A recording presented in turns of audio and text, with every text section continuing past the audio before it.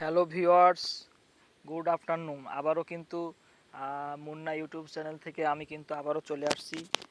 এই যে প্রায় কত কিলো হবে, প্রায় 10 কিলো সাইকেল চালায় আসছি। কিন্তু একটা নিরিবিলি পরিবেশ, মানুষও কম, মন মানসিকতা ভালো লাগছে। যে ঠান্ডা, এই যে আল্লাহ তালার ইচ্ছায় যে ঠান্ডা পরিবেশ, এটা কিন্তু ভালো লাগছে। যে হাঁটছি, খুব শান্তি, একটা শান্তি ফিলিংস। এই দেখেন ধান কিন্তু পুরো একেবার পুরো এরিয়ার ভিতরে এই যে সব ধান আর ধান, কাঁচা ধান এখনো পাকেনি। যতদূর তাকাবো ততদূর। এমন ভিডিও কিন্তু আমার চ্যানেলে কিন্তু মেসেজ করছেন যে মুন্না ভাই, এমন টাইপ কিন্তু আপনি কিন্তু আপনার চ্যানেলে ভিডিও কিন্তু এই পর্যন্ত এখনো প্রবেশ করেননি। এই কারণে কিন্তু যে ভিডিও, এই যে দেখুন, এত এত কিন্তু ছাগলের পালও কিন্তু আপনারা দেখেননি। এই ছাগলের পালও কিন্তু আসছে। এই কিন্তু একটা সিন রাখছি, এই যে হাঁটছে সব। এই কারণে বলবো যে ন্যাচারালি এইগুলো কিন্তু আসলে দেখার দরকার। এই যে ধান খাচ্ছে ছাগলে, ঠিক না? এত বড় এরিয়া কিন্তু আপনাদের কল্পনার বাহিরে, আমারও কল্পনার বাহিরে। এই কারণে কিন্তু প্ল্যান করলাম যে একটা ভিডিও করি, ভিডিও করে আমার চ্যানেলে একটু ছাড়ি, ঠিক না?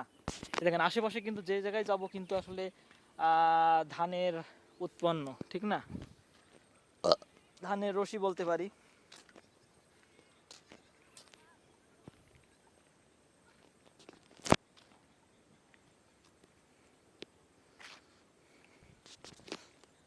তারপরে মনে করেন ধরেন ওই সাইডে যদি যাই, ওই সাইডে কিন্তু হচ্ছে ধানের একটু রশি আছে। তারপর ওই সামনে কিন্তু খেজুর গাছ আছে। আমি অত দূর যাচ্ছি না, তারপর সেটি মেঘনি গাছ আছে। এই কারণে বলবো যে আশেপাশে আপনার দেখাচ্ছি।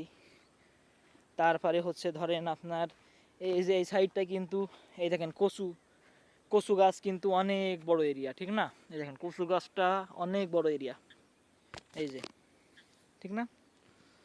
অনেক বড় এরিয়া। এই যে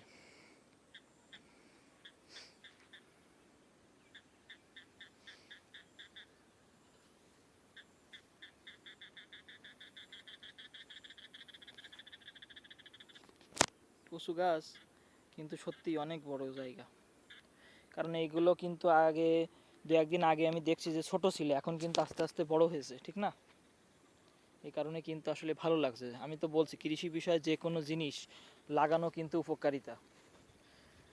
আপনার বিভিন্ন জায়গায় হচ্ছে কৃষি, আপনার কচু পাতা, তারপরে বলেন বিভিন্ন রকম সবজি, এগুলো কিন্তু লাগানো উপকারী আছে।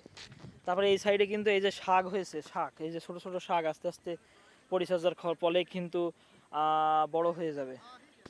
তারপর ওইদিকে ওই সাইডে কিন্তু ধান আছে। এই ধানগুলো কিন্তু আসলে বলবো যে পরিচর্যার ফলেই কিন্তু বড় হয়েছে। আর কয়েকদিন পরেই কিন্তু পাকবে, পাকার মৌসুম। এর পাকার মৌসুমটা কিন্তু দেখার মতো।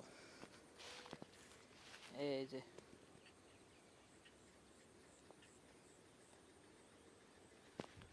আমি হচ্ছে বলবো যে যতদূর যাই ততদূরই কিন্তু ধান, অনেক বড় এরিয়া এদিকে।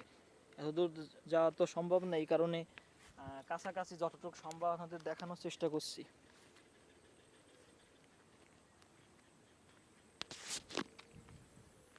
তারপরে এই সাইডে হচ্ছে কিন্তু এই যে কুমড়ো, কুমড়োর কিন্তু গাছ।